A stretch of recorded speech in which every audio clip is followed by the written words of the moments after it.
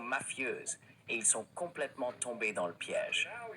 Maintenant, c'est fascinant parce qu'il n'a fallu que quelques jours pour leur montrer que tout cela était faux depuis le début. Et ils n'ont nulle part où aller parce qu'ils n'ont jamais envisagé de plan B. Ils vont devoir commencer à y réfléchir maintenant.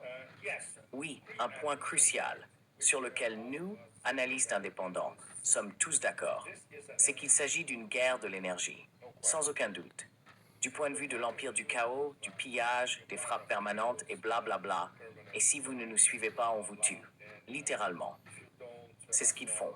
C'est donc la rupture totale du droit international. This is the complete breakup of international law. And Neo Caligula himself, in his own words, Et Neil Caligula lui-même a dit, en ses propres mots, « Je ne crois pas au droit international. Je crois en ma propre morale. » Je le cite, pas besoin de commenter, n'est-ce pas? C'était absolument anathème pour les classes dirigeantes américaines d'avoir un pays souverain en Asie de l'Ouest, riche en énergie, en pétrole et en gaz, l'un des plus grands producteurs et fournisseurs au monde, qui commerce l'énergie en contournant le dollar américain, ce que fait l'Iran, surtout ces dernières années. C'est aussi ce que faisait le Venezuela. Et encore une fois, comme vous l'avez justement mentionné, le Venezuela, c'était très facile. Mais l'Iran, c'est une toute autre histoire. Iran is a completely different story. You were dealing with a mid-ranking power.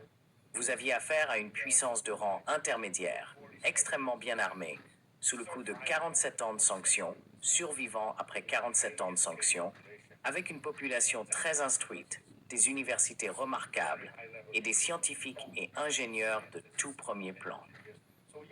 Sans parler de ce que tout le monde sait, un État civilisationnel, un ancien empire qui fut l'un des plus puissants de l'histoire humaine, à une époque où ceux qui allaient plus tard partir en Amérique vivaient pratiquement dans des grottes. C'est donc une histoire complètement différente.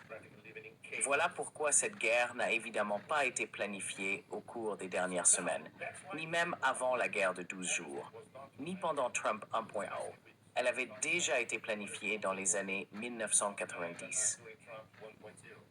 Was planned already in the 90s. Everybody knows that. Everybody who has read all those Tout le monde le sait.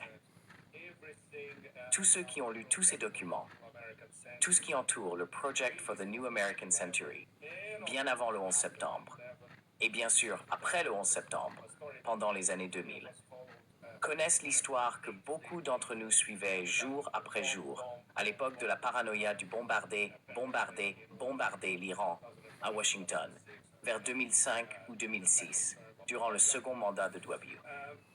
Nous savions tous que ce serait inévitable. Et bien sûr, ils ne peuvent tout simplement pas permettre à l'Iran d'exister. Le système existe, et surtout, la manière dont ce système résiste aux sanctions et commerce l'énergie en contournant le dollar américain. C'était donc inévitable. Évidemment, Trump n'est qu'un enfant messager, le messager avec un cerveau de 4 ans, peut-être de 2 ans. with a 4-year-old brain, maybe 2-year-old brain. The ruling elite